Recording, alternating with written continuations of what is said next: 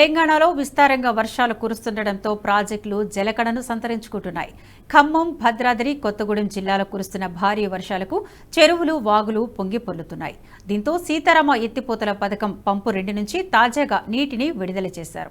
ఇటీవల ఈ pump house వద్ద 25 మెగావాట్ల పంపు కోసం విజయవంతమైన తడి ట్రయల్ రన్ నిర్వహించారు. ఇప్పుడు ఈ నీటిని చూస్తుంటే జలకళంటే ఉట్టిపడినట్లుంది.